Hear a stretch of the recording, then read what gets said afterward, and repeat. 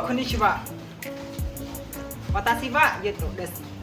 部長とご家族はお元気ですか？私と家族はとても元気です。そして姉さんと旦さんもみんな元気です。私たちは今まで5ヶ月間くらい朝倉学校で日本語を勉強しています。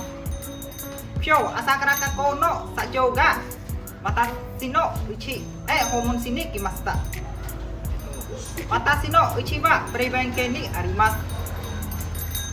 プノンペンから約100km くらいです。車で2時間くらいかかります。私の家はバナナやココナッツやマンゴーなどあります。そしてうちの前に綺麗な花があります。そして犬を3匹飼っています。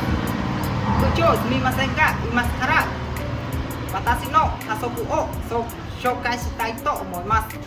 こちらは母です。名前はナリです。年齢は61歳です。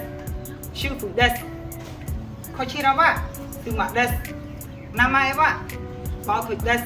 年齢は19歳です。仕事は小学校の先生です。こちらは息子です。名前はジェットラユです。年齢は2歳です。部長、私の兄弟は6人いますが、皆さんは結婚していて別々の村に住んでいますから一緒に参加できません。私はできれば日本で部長と先輩方と5年間くらい朝からすみません5年間くらい一緒に働きたいです。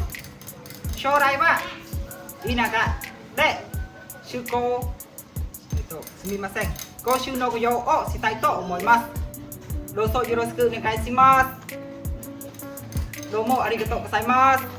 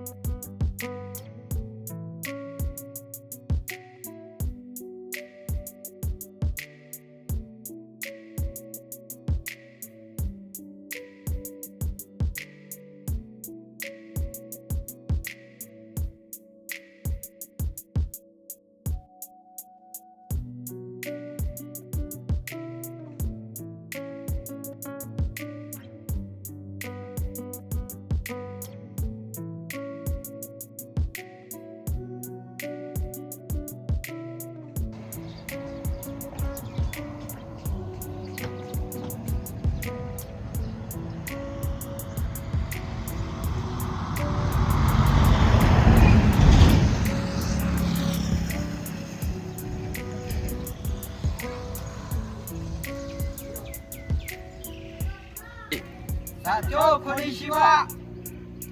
私はジェットです。私はプナです。私はダンです。早く日本へ行きたいです。どうぞよろしくお願いします。どうもありがとうございます。